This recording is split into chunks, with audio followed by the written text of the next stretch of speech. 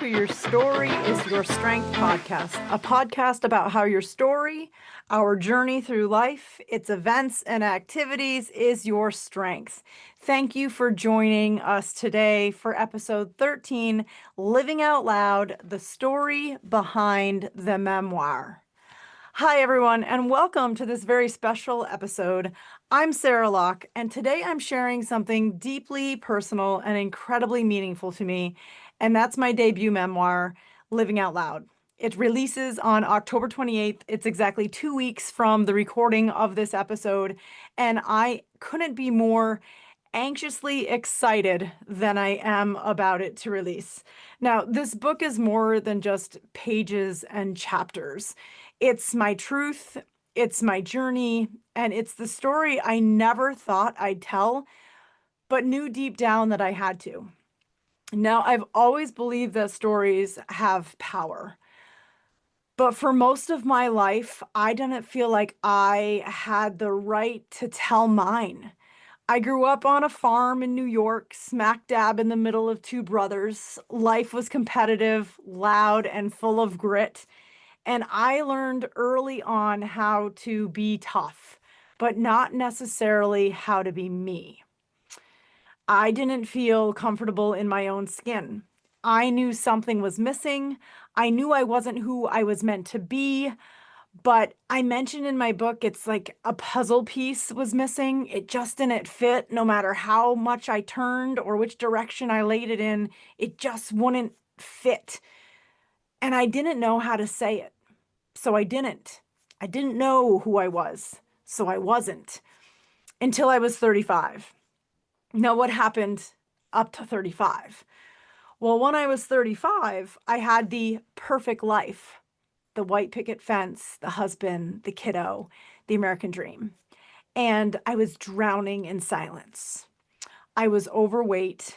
I was falsely happy. I mean, I felt I was happy. I was going through the process and the things you do in life, work, job, shopping, eating, necessities, doing what you do as a wife, as a caregiver to a child. But I was drowning and I didn't know why. I was missing something. And I felt that I needed to perhaps lose weight.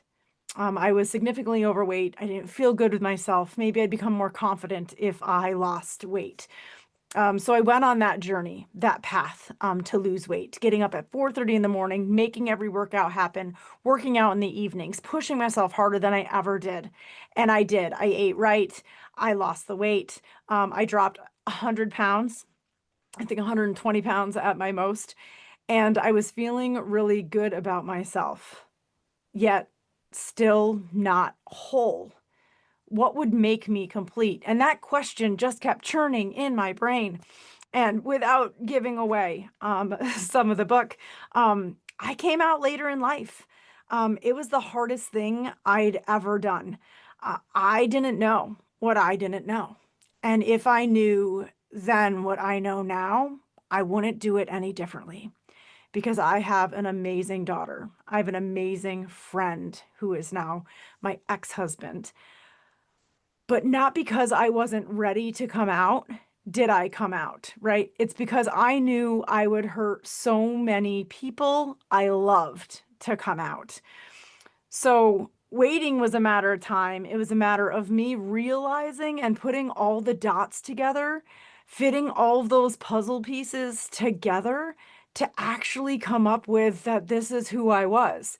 I sort of shocked myself. I actually cried because it wasn't going to be easy. And I am a truth seeker, a truth teller. Once I know it to be true, I must carry on with that. I couldn't keep living, not a lie, but a falsity, right? I wasn't truly authentically me. And it was sort of a freeing, if you would. I felt lighter to just come out to myself. But coming out to my husband, that was a whole different story. That was the hardest thing I've ever done. And trying to keep the relationship intact. And then coming out to my family, small, upstate New York farm family. Uh, that's an emotional chapter in the book. But I knew I couldn't hide it any longer, and I had to live out loud. Hence the title, Living Out Loud. I had to. I was um, loud. I was outgoing. I was bold.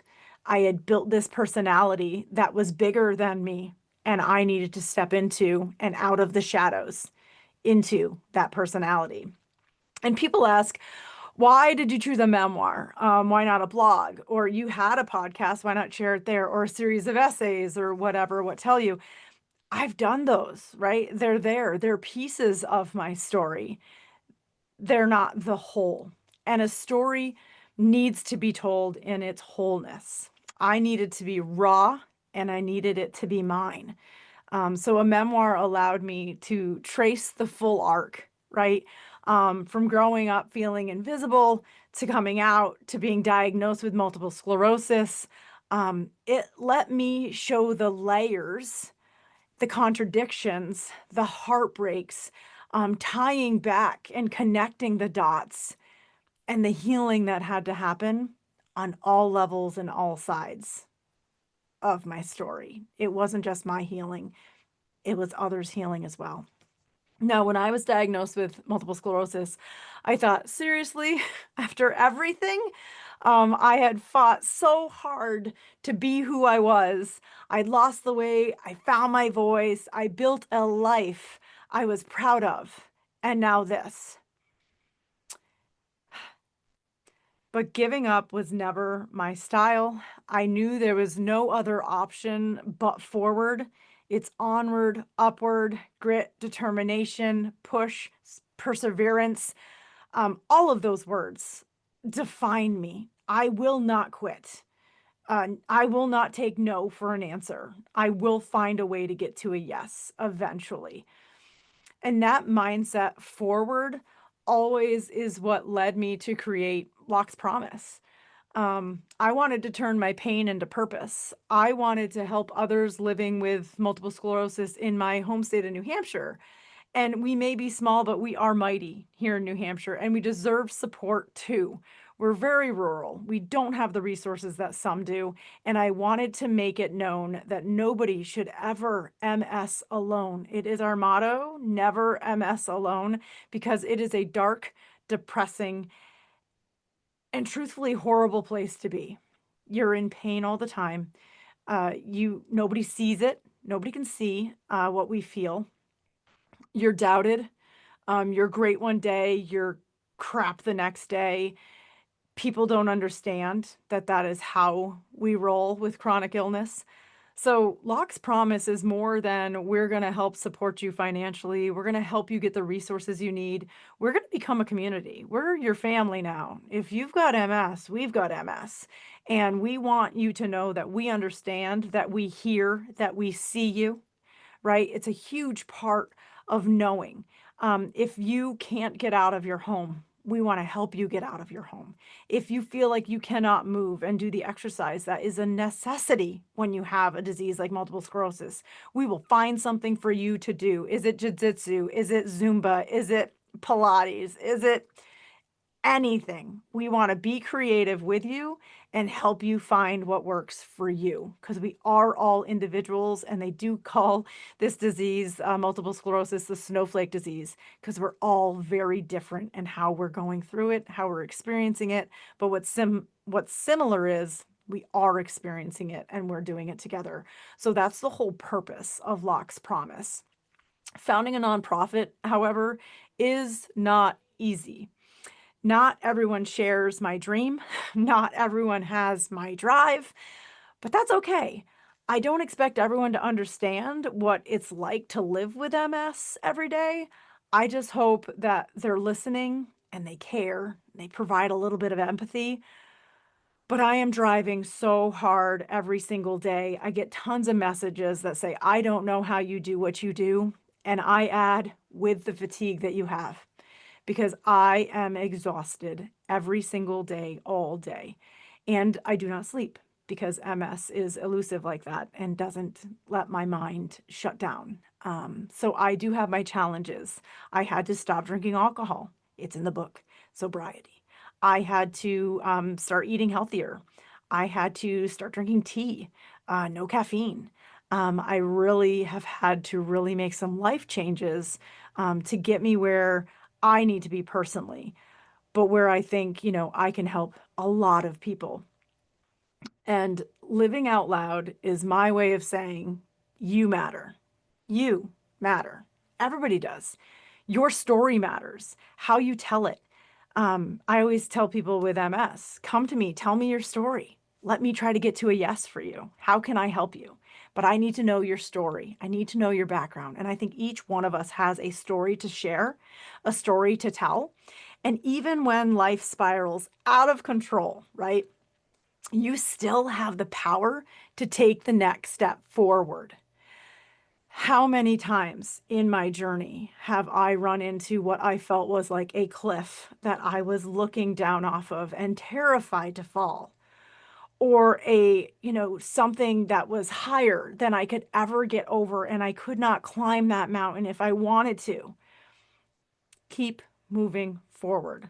What is the next step? And if you cannot go over or through, can you go around? Look at it in a different light. There is so much opportunity in the world today. And yes, the world that we live in today is a struggle. It is a dumpster fire, right? For putting it into simple terms.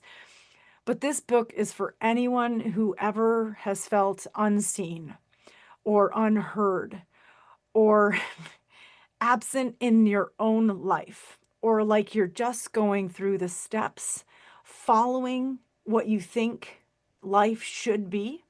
This book is for you. For anyone navigating identity, illness, or transformation, this book is for you. And for anyone who's ever asked, is it okay to be me? Absolutely.